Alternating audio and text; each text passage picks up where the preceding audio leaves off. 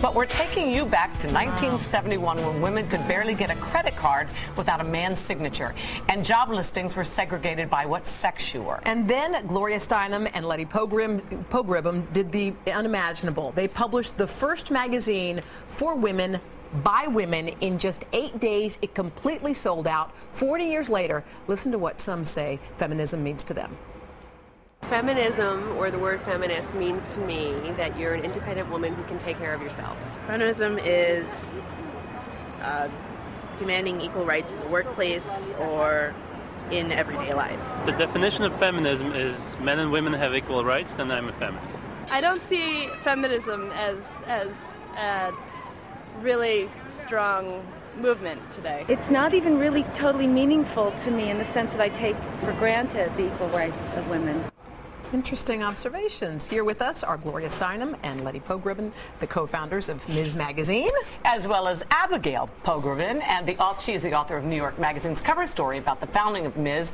And Jamia Wilson, who's a next wave feminist from the Women's Media Center. Great to have all of you here today. 40 years. Wow. That was such a stunner, reading the note and realizing where Ms. Magazine began is just sort of an insert, didn't it? Yes, in New York Magazine, and then the whole thing went out, and that was what sold out to everybody's shock, especially ours. Yeah. What did you think the reaction was going to be?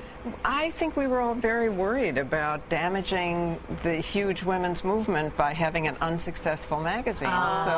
So the fact Nothing that better than failure. Yeah. Well, we were just very nervous because we cared so much. Yeah. And we put everything in it. We thought we better put something in about housewives, about welfare, about marriage contracts, about, you know, discrimination in the workplace. Because you might not have another chance. We might never ever and it was publish stuff again. that wasn't out there. It's so funny because now you look at everything and you can't believe there was a time like that, right? One of these young ladies did say it just doesn't, I take it all for granted now.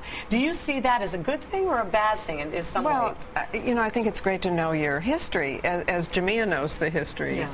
And I didn't, but gratitude never radicalized anybody. You know, I did not walk around saying thank you for the vote. You get mad on your own behalf. So if I had a choice, I would choose moving forward, not being grateful. And Abigail, it must have been interesting writing this article and going back in time and bringing everything together. What did you learn from all of this? Well, I mean, first of all, it was interesting because I was, you know, living it. At 6 years old, I was one of the Ms. kids.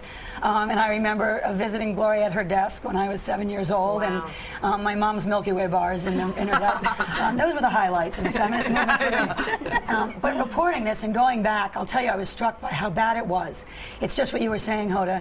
I mean, I don't have the real recollection of how discrimination was so bald-faced and really unapologetic in the sexism. And reading the clips and looking at all of the media and the reaction and the resistance to a magazine like this was really an eye-opener for me. Do you guys still think there are big issues out there? I mean, I know there are, but what would you say the number one, number two issues out there? For women? For women that still haven't been tackled yet. I think reproductive freedom is the fundamental reason that women are in this jam in the first place, the desire to control reproduction. So the ability to have or not have children without government interference, to make that decision for ourselves, is the biggest determinant of whether we're healthy or not, whether we're educated or not, whether we can work or not.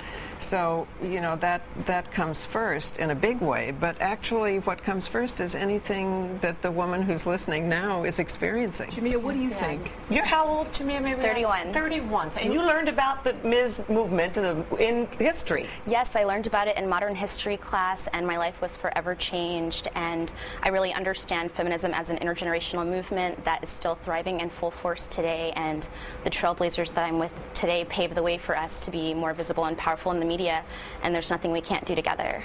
What a wonderful spokesperson you are for the new generation of feminists. You go, girl. But feminism can have a positive feeling, and some people think it has, like, there's a negative tone to that word. Do you think we that once had a cover story that said, do you know the women's movement doesn't have any sense of humor? And the person at the piano said, no, but I can hum it. But we did have a sense of humor. There's been a huge effort made to demonize words like feminism, liberal, you know, so Rush Limbaugh calls me a feminazi and everybody, you know. But it's remarkable to me that it's a majority favorable word, and more women consider themselves feminists than Republicans, you know, despite all the demonizing. When you look back at the title, this cover, there's you with a cigarette. You quit smoking a long time ago, though, yeah. right? No, and even then I didn't inhale. Oh, we've heard that before. That's why I believed, no, because it made me feel like a writer, you know. So I would sit there puffing away and not inhaling, which made me sick. Ladies, thank you so much for coming to see us. Thank you very much, and happy birthday for the 40th anniversary. Thank you. Yes.